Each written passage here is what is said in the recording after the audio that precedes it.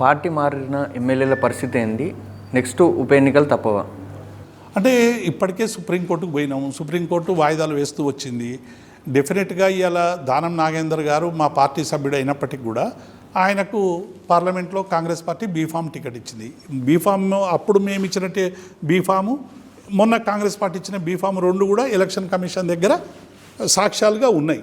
కాబట్టి ఎన్నికల కమిషన్ నిష్పక్షపాతంగా నిర్ణయం తీసుకుంటే డెఫినెట్గా ఇలా దానం నాగేందర్ గారి సభ్యత్వం రద్దు కావాల్సినటువంటి అవసరం ఉంది. ఆయనతో పాటు కండువా కప్పుకున్నటువంటి అందరూ కూడా, ఎందుకంటే రేవంత్ రెడ్డి మొత్తం మా టీఆర్ఎస్ ఎమ్మెల్యేలను అందరినీ కూడా మేము 2/3 చీలుస్తామని చెప్పి అనేక ప్రగల్భాలు పలికిండు.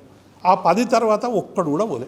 11 నంబర్ కావడానికి ఇలా వాళ్ళు 3 చెర్లు నీళ్ళు తాగుతున్నారు. ఏ ఒక్క మా ఎమ్మెల్యే కానీ మా కార్యకర్త కానీ ఎట్టి పరిస్థితుల్లో కూడా బీఆర్ఎస్ నుంచి పోము, కేసీఆర్ నాయకత్వంలో పనిచేస్తాం, మళ్ళీ వచ్చేది బీఆర్ఎస్ ప్రభుత్వమే అని చాలా గట్టిగా ఇవాళ ఒక విశ్వాసంతో ఉన్నారు. రేవంత్ రెడ్డి అనుకున్నాడు, ఇట్లా నేను గేట్ తీస్తే అన్ని చేపలు పడ్డాయి, మొత్తం 42 చేపలు పడతాయని బాటని. మళ్ళీ ఏది 10 మంది తర్వాత 11వ ఎమ్మెల్యే ఎక్కడున్నాడు చెప్పాలి. ఇవాళ రేవంత్ రెడ్డి సమాధానం చెప్పాల్సినటువంటి అవసరం. అంటే మీరు ఇష్టం వచ్చినట్టు మీరు ఫిరాయింపులు చేస్తేనేమో మీరు రాహుల్ గాంధీ రాళ్లతో కొట్టమంటాడు.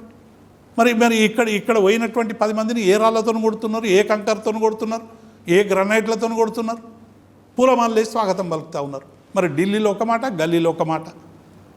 కాబట్టి కాంగ్రెస్ అనేటువంటిది ఇవాళ ప్రజల్లో చీత్కరించబడినటువంటి పార్టీ, విలువలు లేనటువంటి పార్టీ, చెప్పిన హామీలు అమలు చేయనటువంటి పార్టీ. కాబట్టి ప్రజలు సమయం కోసం వేచి చూస్తారు.